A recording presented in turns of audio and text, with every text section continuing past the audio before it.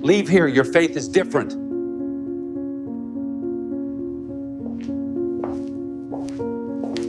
Assalamualaikum teman-teman. Halo semuanya, selamat datang di channel kisah inspiratif Dini Ahmad Azhar yang selalu bikin hati adem dan pikiran terbuka. Jangan lupa tulis pendapat kamu di kolom komentar ya, karena hari ini kita bakal dengerin kisah bule yang diusir karena iman, perjalanan seorang bule mualaf penasaran.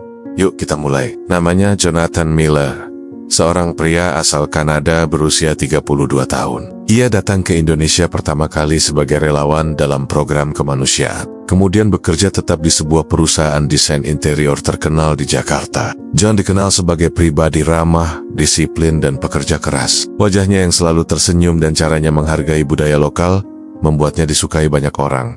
Namun, satu hal yang tak diketahui banyak orang, Jonathan mulai merasa ada kekosongan dalam hidupnya. Di sela kesibukan kerjanya, John sering berdiskusi dengan sopir pribadinya, Pak Iwan, seorang pria paruh baya yang saleh dan penuh hikmah. Dari Pak Iwan, John mulai tertarik mempelajari Islam. Awalnya hanya ingin tahu, tapi semakin ia menyelami, semakin ia merasa damai. Hingga akhirnya, di sebuah malam Ramadan yang hening, John mengucapkan 2 kalimat syahadat di masjid kecil dekat. Kontrakannya di Tebet, ia pun memilih nama baru, Yusuf Miller. Perubahan itu membuat Yusuf lebih tenang dan fokus. Ia mulai bangun pagi untuk salat subuh, membawa bekal sendiri agar bisa makan halal, dan memakai busana yang lebih sopan. Ia bahkan sesekali mengenakan peci ketika keluar dari masjid. Namun perubahan ini tidak disambut baik oleh semua orang di kantor. Suatu hari, saat Yusuf meminta waktu sebentar untuk salat Jumat, manajernya, seorang wanita bernama Clara, menatapnya dingin. "Sejak kapan kamu jadi orang religius, John?" katanya dengan nada sinis. Yusuf tersenyum. "Saya sudah jadi muslim, Mbak Clara. Nama saya sekarang Yusuf." Clara tertawa pendek. "Kamu bercanda? Kamu bule, John. Islam bukan buat orang kayak kamu. Kamu tahu itu kan?" Perkataan itu membuat Yusuf tertegun, tapi ia tetap tenang. Hari-hari berikutnya, tekanan mulai muncul. Beberapa rekan kerjanya mulai menjauh. Ada yang mengejek, ada yang terang-terangan menyebutnya pengkhianat budaya barat. Ia tetap sabar, namun puncaknya datang ketika ia menemukan surat di mejanya. Surat pemutusan kerja sepihak. Yusuf merasa terpukul, bukan karena kehilangan pekerjaan, tapi karena alasan di balik pemecatan itu. Dalam surat itu tidak disebutkan alasan resmi, tapi dari desus-desus di kantor, ia tahu bahwa keputusannya menjadi muslim dianggap mengganggu citra perusahaan. Ia mencoba bicara baik-baik kepada Clara. "Saya minta kejelasan, Mbak, apakah saya dipecat karena keyakinan saya?" Clara hanya menjawab dingin, "Kita butuh orang yang fit dengan kultur tim.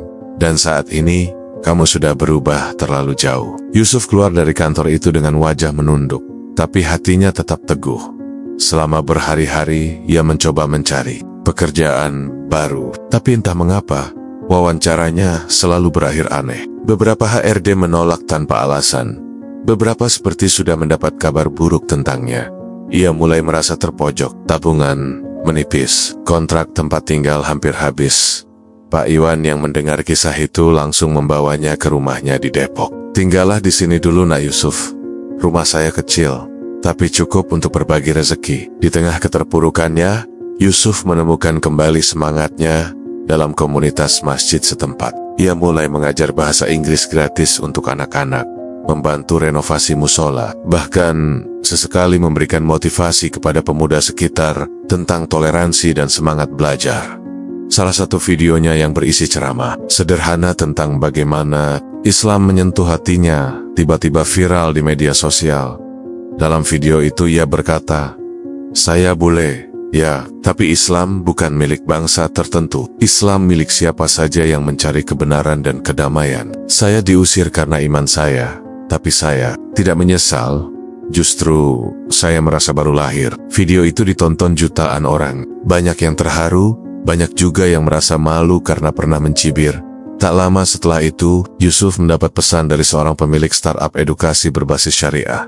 "Kami ingin Anda menjadi duta program kami. Anda adalah wajah toleransi dan semangat baru untuk generasi muda." Yusuf menerima tawaran itu, bukan karena popularitas, tapi karena ia merasa bisa memberi manfaat. Perjalanan hidupnya mulai berubah. Ia rutin mengisi podcast dakwah, memberikan pelatihan bahasa Inggris untuk dai muda, dan bahkan diajak menjadi pembicara dalam forum-forum lintas agama. Mereka yang dulu mengusirnya dari dunia kerja, mulai menyadari bahwa mereka telah kehilangan sosok berharga. Clara sendiri pernah mengirim pesan singkat, "Saya salah menilai kamu, Janeh. Yusuf, maafkan saya." Yusuf membalas dengan ringan, "Saya sudah memaafkan sejak lama." Semoga kita semua belajar dari masa lalu. Yusuf kini dikenal bukan hanya sebagai bule mualaf, tapi sebagai ikon perdamaian dan toleransi lintas budaya. Ia hidup sederhana, tetap tinggal di rumah Pak Iwan meski kini mampu membeli rumah sendiri. Ketika ditanya oleh seorang jurnalis, apa yang membuatnya tetap teguh setelah diusir dari tempat kerja, Yusuf menjawab dengan kalimat singkat, "Karena saya tahu kehilangan pekerjaan bukan akhir dari segalanya, tapi kehilangan arah hidup itu baru bahaya." Di masjid kecil yang dulu menyambutnya, kini Yusuf berdiri sebagai pengajar tetap setiap Sabtu sore. Anak-anak mencintainya, pemuda menjadikannya panutan, dan para orang tua menghormatinya. Ia memang pernah terusir, tapi justru dari situ, ia menemukan rumah yang sesungguhnya dalam iman dan dalam kasih yang tak pernah memandang warna kulit atau asal bangsa.